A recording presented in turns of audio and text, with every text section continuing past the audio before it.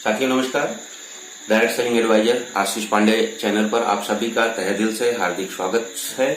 सर्वप्रथम परमपिता परमेश्वर के प्रति अपना आभार व्यक्त करते हुए मैं अपनी बात रखना चाहूंगा।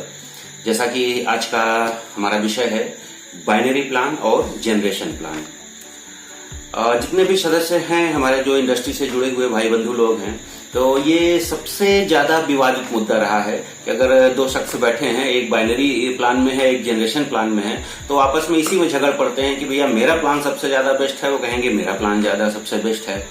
तो खैर आज हम लोग इसकी चर्चा में नहीं पड़ेंगे कि किसका प्लान ज्यादा बेस्ट है। आज हम लोग इसकी चर्चा करेंगे कि आखिर ये बाइनरी होता क्या है, जनरेशन होता क्या है।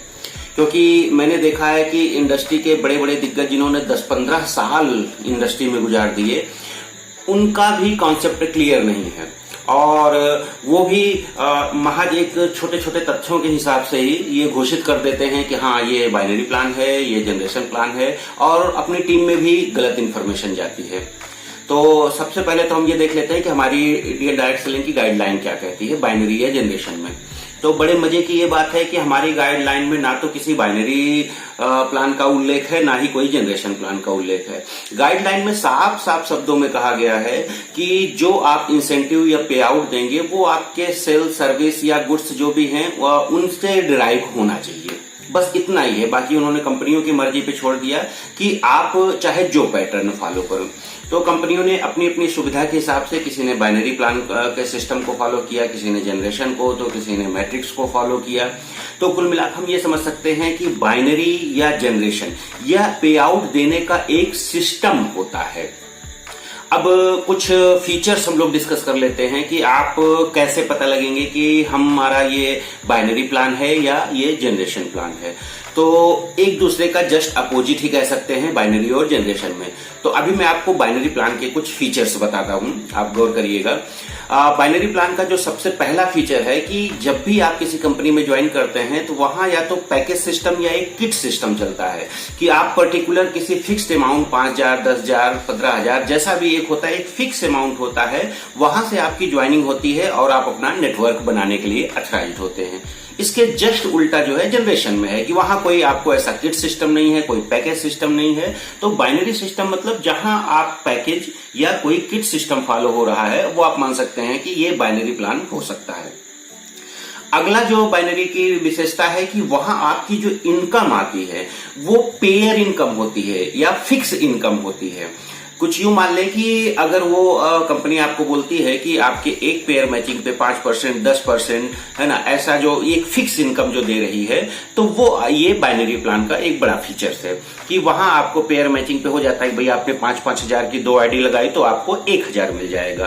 तो ये एक तरह से पेयर इनकम हो जाती है। दूसरा एक बाइनरी की जो सबसे बड़ी खासियत होती है कि बाइनरी प्लान में क्या होता है कि एक सिंगल आईडी पे टोटल इनकम पे कैपिंग लगी हुई होती है। वो पहले से ही तय कर लेते हैं कि एक सिंगल आईडी पे चाहे वीकली कह लें चाहे मंथली कह लें, इससे ज्यादा इनकम नहीं दी जाएगी। तो यही वजह है कि बाइनरी प्लान्स में लीडर लोग जो हैं कई आईडीज लगाते हैं, जिसको उनको हम लोग ट्राइपॉड बोल सकते हैं, है ना, इस तरह की चलता रहता है बाइनरी में। तो ये एक बड़ा फीचर्स है कि वहां आपको इनकम पे कैपिंग है, जबकि जनरेशन में ऐसी कोई कैपिंग नहीं है। और बाइनरी की एक जो दूसरी सबसे बड़ी विशेषता है कि कैरी फॉरवर्ड होना। कैरी फॉरवर्ड ये यूं कह लें कि जो आपके पेयर इनकम के बाद जो बिजनेस आपका बच जाता है उसको नेक्स्ट मंथ में कैरी फॉरवर्ड कर दिया जाता है।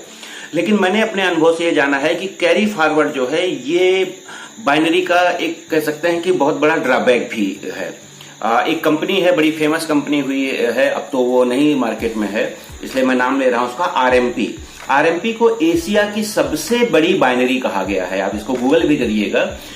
साल 2012 में उन्होंने लगभग 300-350 मर्सिडीज कारें बांटी थी। तो वो एशिया की सबसे बड़ी बाइनरी थी। लेकिन यही कैरी फॉरवर्ड जो सिस्टम है वही इसको लेके डूब गया, क्योंकि इसमें कंपनी को भी नहीं पता चलता है। भाई हमें एक तरीके से कैरी फॉरवर्ड को हम एडवांस कह सकते हैं, है ना। तो ये कैरी फॉरवर्ड वाला सिस्टम भी बाइनरी प्लान में होता है।